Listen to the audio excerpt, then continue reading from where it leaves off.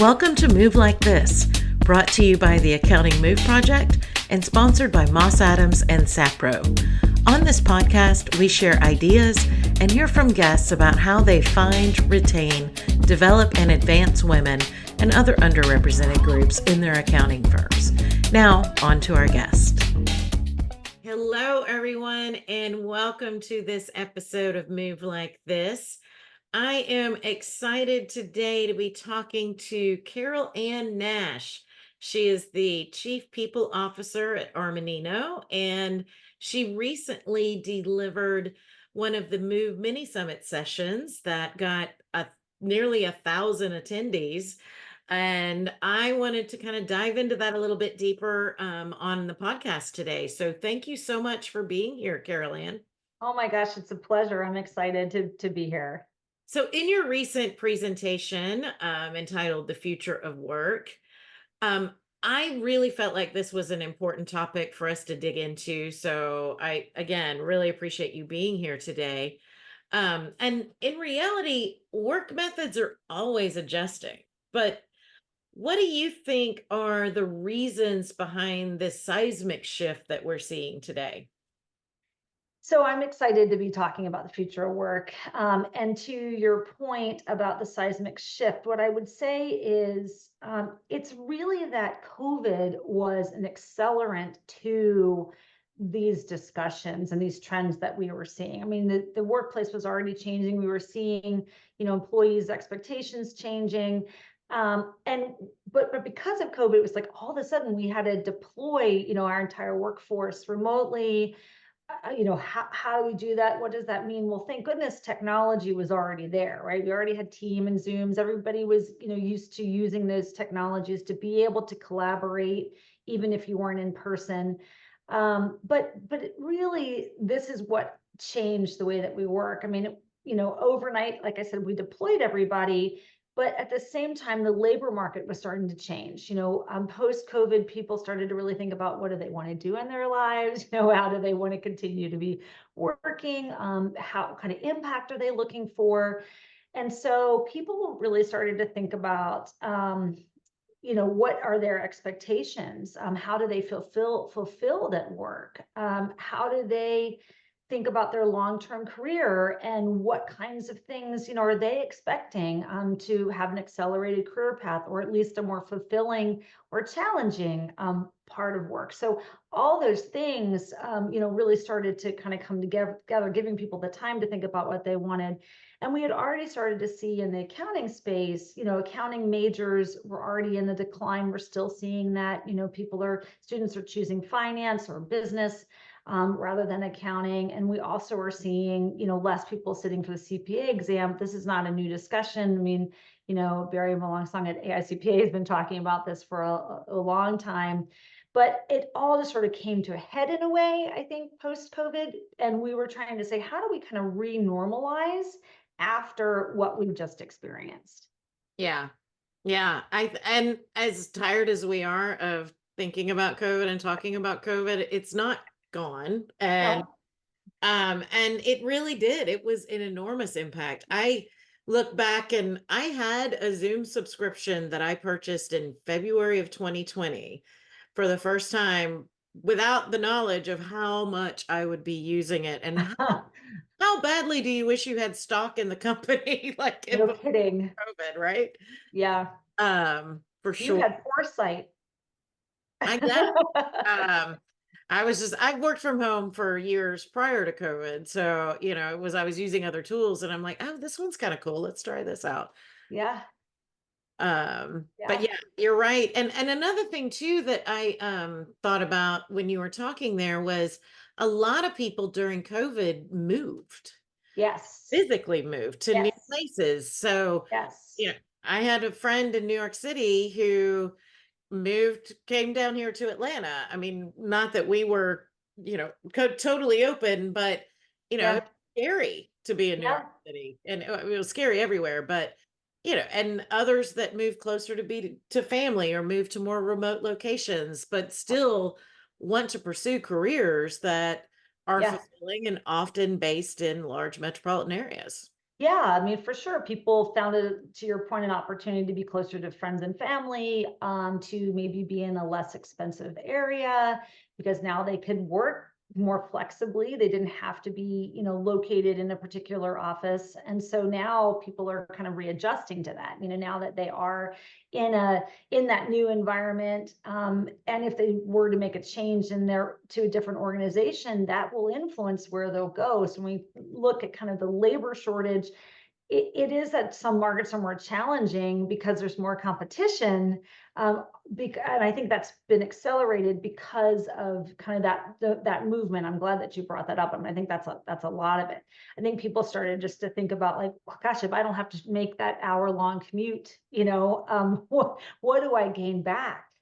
How do I, continue to have that flexibility in my career or in really my life, right? Kind of taking control of their life, but also having a career that they enjoy. So I think it's really changed what people are looking for, right? So people, we talk a lot about hybrid and remote models and things like that, but I think it's really so much more than that, right? People are really just trying to say, I want to be able to control when and where I work, and they want the opportunity, if they're choosing to work from home one day, they want to be able to, take that workout that they're used to taking at 3 o'clock, stepping away, but then working, later into the evening or getting up early in the morning, and just being able to have that kind of flexibility. People also got more used to, being able to just run out and like pick up their kids from school, where, that COVID sort of helped accelerate that because everybody was working from home.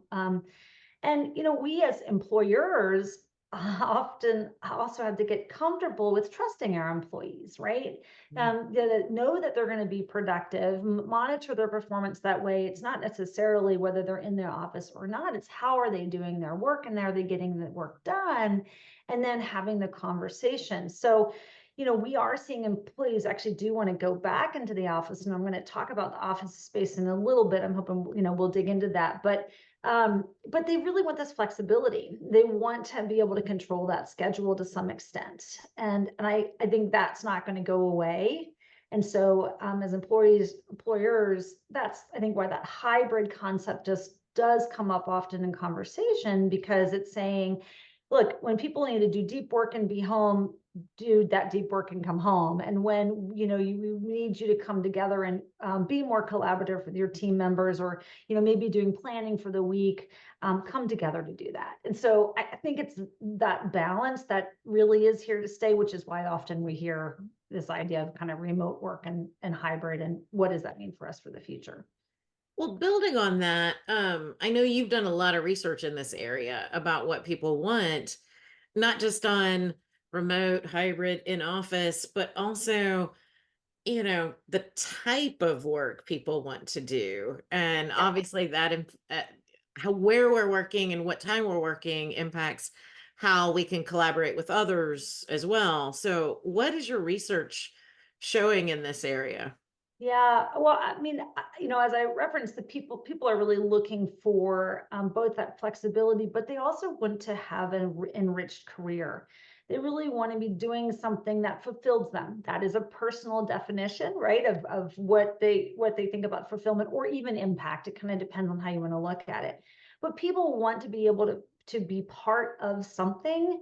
And so creating an experience for them, like giving them more meaningful work, allowing individuals to accelerate their career, maybe not sit in a spot where they're doing a lot of mundane tasks over and over again, giving them more experience and exposure to things earlier in their career that are more challenging, and not letting them fail, right? But giving them that opportunity to sort of jump into the deep end, be there to scoop them out, if they need some help. But that's really what people are looking for. And they also want to be able to sort of drive that plan. So they want to understand what their goals are today and what they need to do to achieve the next level. But it's even not necessarily just about like that vertical growth. It is that ability to just have more experience and exposure to things that maybe are more lattice-like in their career versus ladder-like. And I think just, providing that for people. We also know that employees do, as I referenced, want to come together, but they want to come together for a purpose. They don't want to just come into an office and sit on Zoom meetings all day, because they can do that at home. right? Yep. They want to be able to come in and collaborate with their peers. And even if the people they work with most closely aren't in that office, they still want to be able to get together with others, brainstorm, situations or scenarios. We're also seeing it's a lot easier to train, so you can just kind of pop over the wall and say, hey, Susie, I have a question, versus like trying to find somebody on Teams and say, do you have 15 minutes? I have a question for you. And so kind of creating that opportunity for people to have those more informal interactions Mhm. is, when I think back in my early career, that's how I learned a lot of what I knew, was just hearing others around me or having conversations with them. And so that's really what people are looking for. Their expectation of what's going to happen in the workspace also is different. Like, they want to have more open, collaborative environments. They want flex spaces, like casual spots, so they can just sort of drop down for an informal meeting that's sort of maybe in a comfy chair, and brainstorm with each other. But they again want the office experience to be something different than if they were just working from home. And then all those things tie to, okay, they also want to be driving their careers, in different ways. And so that they get more exposure, as I said earlier, for them to be able to accelerate, their own path. Yeah. Yeah. I can totally see that, because if you take the time to do the commute and, get dressed and ready and all of those types of things, Yep. you go into an office and you shut your door and you're there isolated for 8 hours. I see no point. I can do that right here.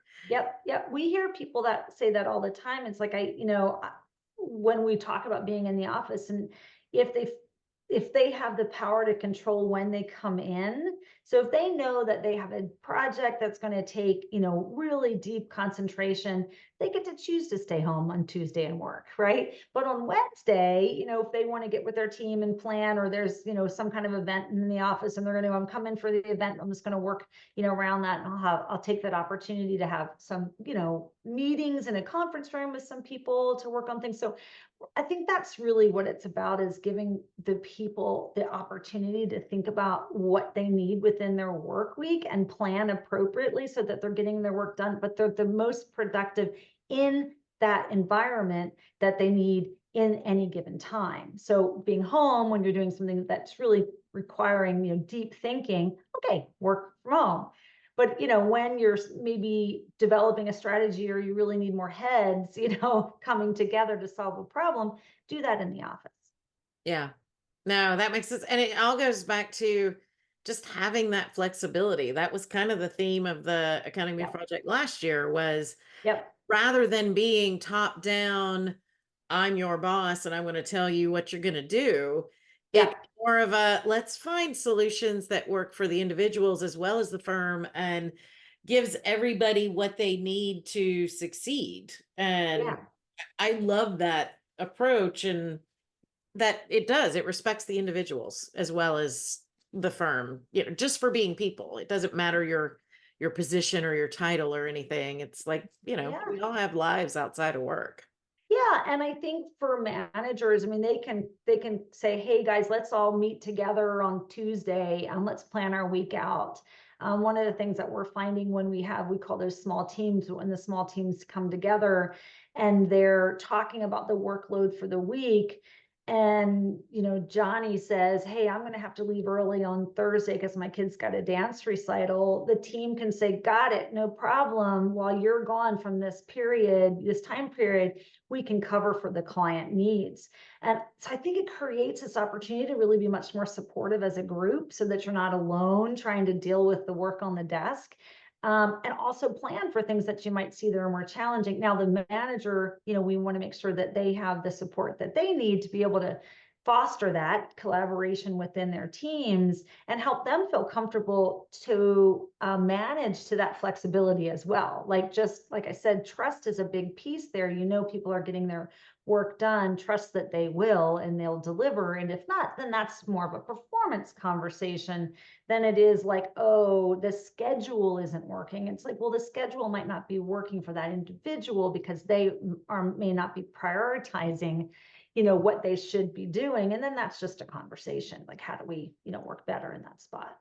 Yeah, absolutely. So at Armanino, taking all of this research and knowledge and conversations and everything into account, you have established 5 tenets of Yep. work strategy.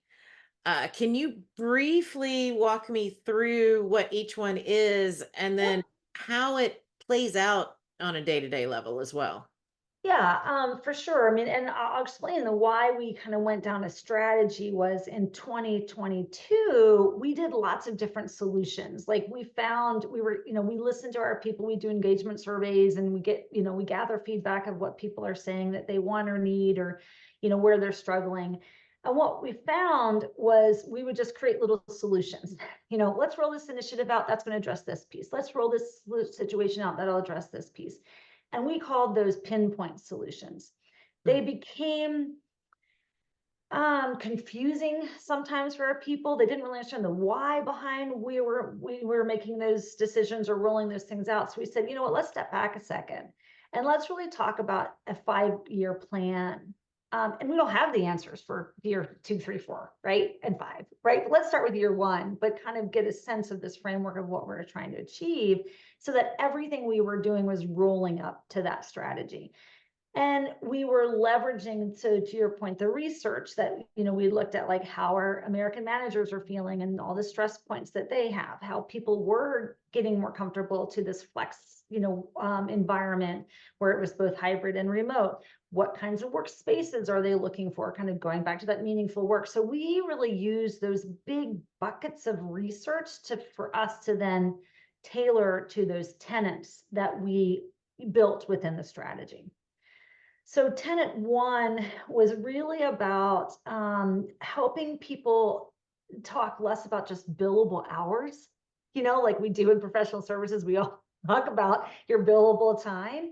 And instead, let's value the contributions that our people do and the impact that they're providing. And yes, there are client delivery hours, that's what we call them, that you have to achieve, but there's also firm contribution hours, there's PTO, there's time for training. And when we say firm contribution, that could be anything from like, I'm part of a committee that I'm interested in, or I want to give back to our community, but I'm going to do it in the name of Armanino. So those kinds of things. And then we also really wanted to foster feedback and recognition as part of that. So when we were saying, let's take a look at your overall results, let's also take the time to recognize good work and provide feedback whether that's great job, when you did this, on that client engagement, or it's, hey, here's some things that we think you could improve, so that people were, getting that feedback on a more timely basis. And again, as part of that growth for themselves. So that was really what tenet 1 was kind of we're looking for. Tenet 2 starts to address that need for challenging work. So we know people are desiring that opportunity to have more impact. So what we started to say was like, let's focus on what we can centralize or standardize. What could we automate? What are some of the things like that more mundane or repetitive tasks that individuals are performing, and kind of take that off their plates, let something else, whether that's a system to do it or a process to fix that, which then allows a more rewarding work experience for people and ultimately accelerates their path. So that's really what we were focusing on, with tenet 2.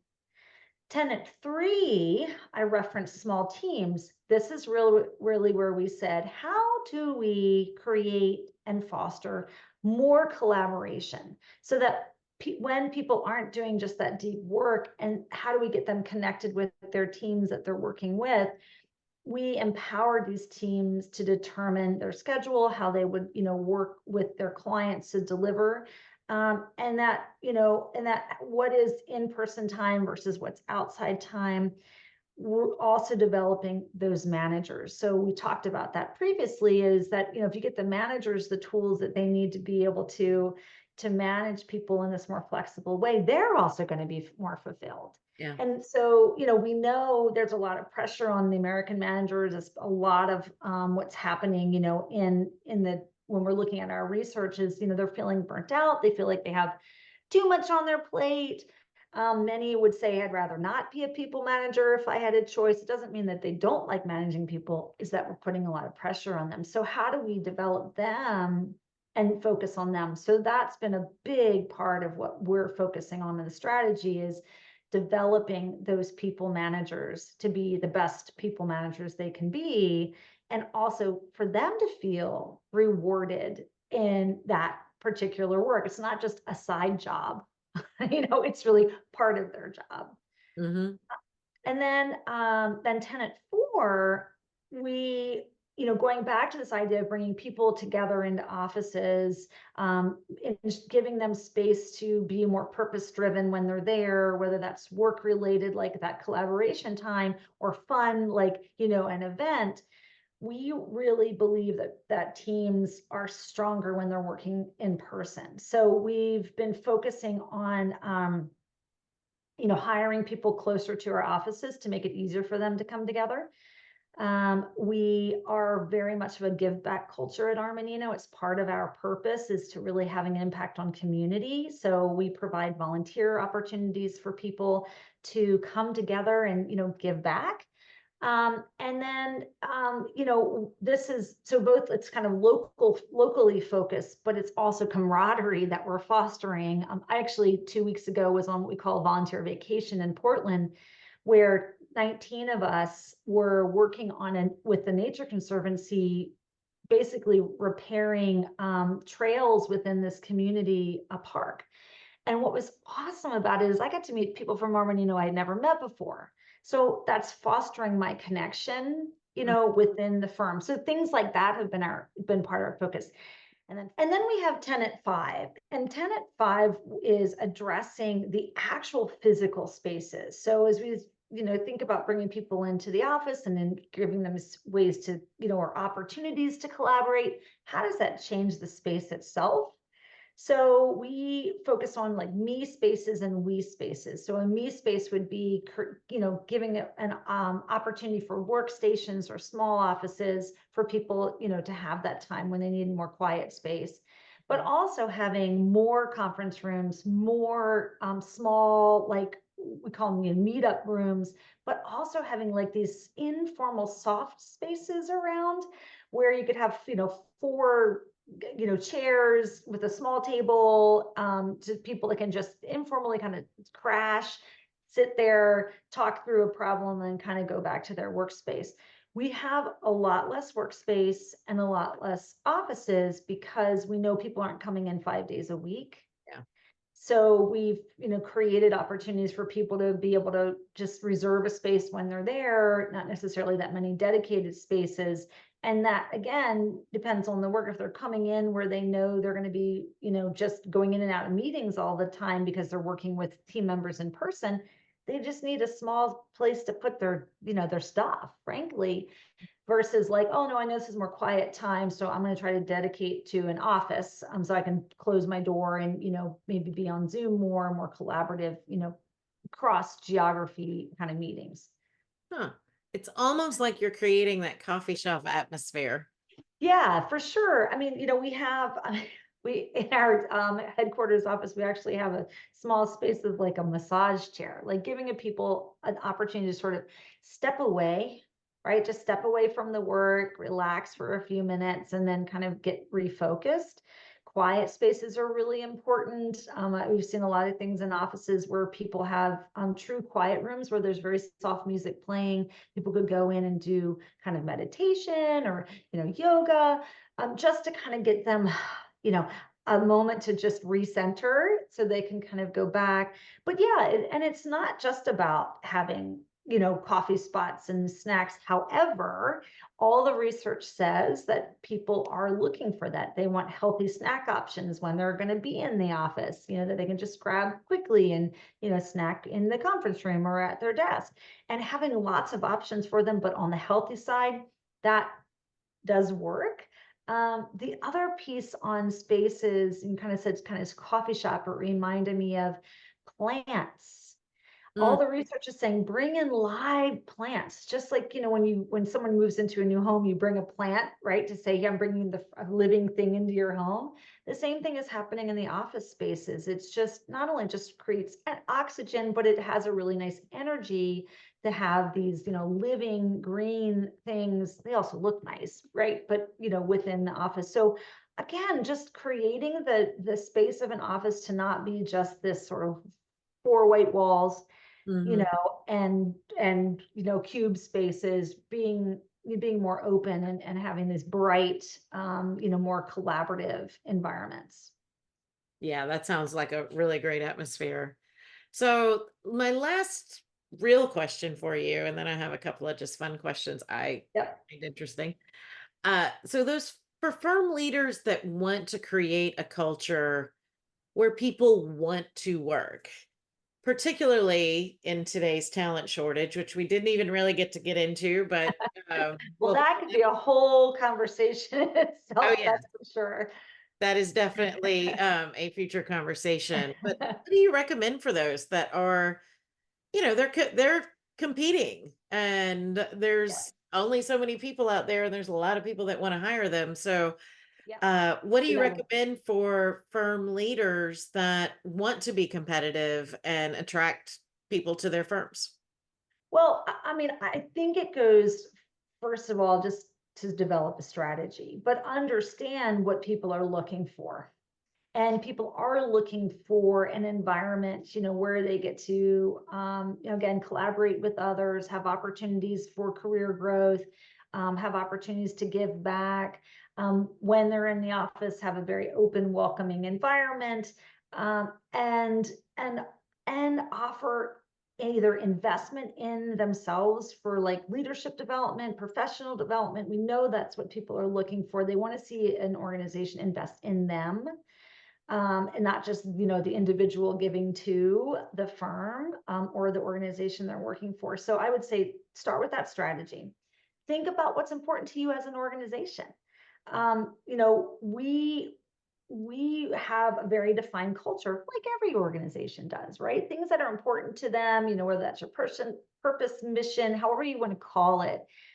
Make sure that you are able to articulate what the culture is like, and how that it's almost like a value proposition for that candidate. What makes you special, and what can they experience if they come on board, and building that message to them, and then fulfilling it when they get there, right? So that's the strategy part, right? So make sure you actually have initiatives and other things, built in that are fostering that culture that you are wooing people into, and so that they get to experience that. And all, one other thing I would say is, if you try something and it doesn't work, fail fast and pivot. We learned the hard way with some things. We were just struggling, like, we had this great idea. It was a great idea, just never took hold. Drop it, and move on. But I think just doing, understanding what people are looking for again, and, you don't have to tailor to that, define it around your culture. That is a really important piece. Yeah, and I think one of the best ways to do that, even at the very beginning, before you've even established your strategy, is ask your people what they want. Yeah, for Yeah. sure. Whether it's surveys, whether it's learning sessions, however you do it. Yep. Yeah, I think there are things that, me as a Gen X woman would be interested in that's probably very different than what, somebody that's 28 years old and pretty early in their career wants. So Yep. ask, don't be afraid to ask. And, you're not going to be able to deliver on everything, but you might get some really cool ideas that can have a huge impact. Really, that's really important. And really, at this point, we really have four generations in the workplace, right? So you have your boomers, your Xers, millennials are our largest group in the workspace, but our Gen Zs are here, Yeah. and they're not millennials. They have a different perspective. And so if you're getting that feedback, look at everybody, and think, through, well, okay, if your largest population is sitting in one particular, say, generation or age bracket, you let that maybe influence more, but don't forget about the youngins because they're coming, they're here, but they're also the ones that, you're hiring. And they're soon enough, they're going to have, those 5-10 year experiences, and their expectation is a little different than what I think we've been trying to tailor prior to COVID. Yeah. And I actually, I love Gen Z in part because they're not shy about telling you what they want. No, And no, they are definitely not, and they're not shy about standing up for what they believe in either. I mean, not that right. that doesn't apply to all people in all generations, but I feel like as a group, they and they're in a position too where the job market is wonderful for them. So if they don't see what they want in one place, Yeah, go get another job tomorrow. So yeah. Well, and they in particular want to feel invested in, in a way, but in a way that helps them in their career journey. So we have, I mean, we all have great learning opportunities. We all have training that we deliver, and, making sure that we're delivering the kind of training that they are hearing, but talking to them about that. If you have a leadership academy that you run, new managers through, let them know that's available, even if they're not a manager yet, so that they can see that the firm is actually invested in their people, in the development side of their people. That's important for the Gen Z. yeah, and that they have a future there. Yes, Yeah. absolutely. Absolutely. I love it. And really, I this has been valuable information, and hopefully there are those that are listening that find this really important information that they can take back to their firms. Yeah, And I hopefully, that they can tailor it to what they need, and create actions around that to have that impact on their people. I agree. So in closing, I just have a couple of fun questions. Okay, I'm ready. Now, when you were 5 years old or around that age somewhere, what did you want to be when you grew up? Oh gosh. Well, I don't know if I knew at 5. But I would say probably when I got a little bit older than that, I actually wanted to be a professional dancer. I did a lot of dance, and I actually ended up, in high school and college, I actually performed at Walt Disney World as an entertainer. So I kind of did that. But yeah, that's definitely, and I think the reality hits you a little bit like, can you really be a performer most of your life? Some people can. Some people can, but yeah, that's a pretty small group that does that, but that's Yes. really cool to hear. Yes. And if you were given a chance to travel anywhere for free, you don't have to worry about time off or finding childcare or whatever those things are that keep you from doing that, where would you go and why? Well, I would say Japan. It's on my list. I've always been fascinated by the culture, that kind of the structured society. It's so long to get there. It takes so long to get there that you'd need to have a lot of time off to really enjoy it. And I would want to see lots of different towns, just to kind of get a real flavor of the country itself. Yeah, that's on my bucket list too. I have a friend that lives there now, and I really need to plan a trip so that I Yes. can take advantage of having an in-country contact. No kidding. Yes, that would be awesome. Probably not this year. Maybe we'll look for next. And finally, if you could have one superpower, what would it be? Well, that's an easy one. I'm a big sci-fi fan. Teleportation. Nice. Yeah, because imagine like if all of a sudden I say, "Hey, Bonnie, you ready for some lunch?" And we just are in Paris, sitting at a side cafe, a little cute cafe on the corner. Wouldn't that be lovely? Yes. I'd want to be able to take people with me so I could hold you maybe, and then we do teleportation. I think that is brilliant. And it's funny because you get so many different answers to this question. That's Yeah. one that's come up a couple of times, but it seems to Oh, always come up with people who live in larger metropolitan areas and have to deal with traffic. oh, well, that too. Yes, it would definitely make, just your day-to-day life a little bit easier. Yeah, but how fabulous would it be to just to say, I miss so and so. Like my Yes. college roommate lives in Alabama. I could be like, I want to see Laura and just be there. That would be Just great. pop in for a couple hours. I think that's fabulous. Well, and thank you so much. We haven't figured out teleportation yet, but I do think we've figured out a lot of things about the future of work and creating a work environment where people want to be. And I just really appreciate you being here and sharing this information today and a couple weeks ago at the mini summit. Well, Bonnie, thank you so much for giving me the opportunity to talk about it. It's something I'm really passionate about. And, if anybody is interested in learning more, they can feel free to reach out to me as well. Absolutely. I'll have your contact info in the show notes. And until next time, thank you for being here. Yeah, you're welcome. Thank you for listening to Move Like This, brought to you by the Accounting Move Project and sponsored by Moss Adams and Sapro. If you'd like to learn more, visit our website at accountingmoveproject.com. Don't forget to subscribe and share with your friends and colleagues too. I'm your host, Bonnie Buell-Russick, and until next time, keep moving forward.